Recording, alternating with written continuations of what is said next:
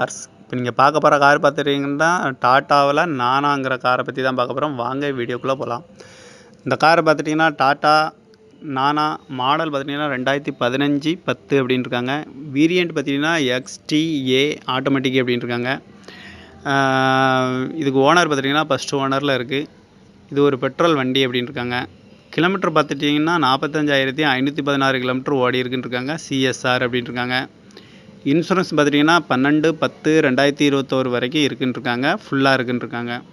இதுக்கு ஏசி வந்துடும், power sharing வந்துடும், பவர் விண்டோ வந்துடும், ரிமோட் லாக் வந்துடும் இருக்காங்க. சீட் கவர்லாம் பார்த்துட்டிங்கன்னா நியூ கவர் தான் வருதுன்னு இருக்காங்க. இதோட ப்ரைஸ் என்ன சொல்கிறாங்கன்னா 2,35,000 சொல்கிறாங்க. ரேட்டு குறைக்க முடியும்னு சொல்லியிருக்காங்க. குறைச்சி பேசி இந்த காரை பை பண்ணிக்கலாம்னு சொல்லியிருக்காங்க. இந்த கார் பார்த்துட்டிங்கன்னா டாட்டா நானா அப்படின்னு இருக்காங்க. மாடல் பார்த்திங்கன்னா 2015-10. வேரியண்ட் பார்த்திங்கன்னா XTA ஆட்டோமேட்டிக் வண்டி. ஓனர் பார்த்திங்கன்னா ஃபஸ்ட் ஓனரில் இருக்குது. இது ஒரு பெட்ரோல் வண்டி அப்படின்னு இருக்காங்க. கிலோமீட்டர் பார்த்துக்கிட்டிங்கன்னா 45,516 கிலோமீட்டர் ஓடி இருக்குது. CSR அப்படின்னு இருக்காங்க. இன்சூரன்ஸ் பார்த்துட்டிங்கன்னா 12/10/2021 வரைக்கும் இருக்குன்னு இருக்காங்க. ஃபுல்லாக இருக்குன்னு இருக்காங்க. இதுக்கு ஏசி வந்துடும், பவர் ஷேரிங் வந்துடும், பவர் விண்டோ வந்துடும், ரிமோட் லாக் வந்துடும் இருக்காங்க. சீட் கவர்லாம் பார்த்துட்டிங்கன்னா நியூ கவர் தான் போட்டிருக்கு அப்படின்னு இருக்காங்க.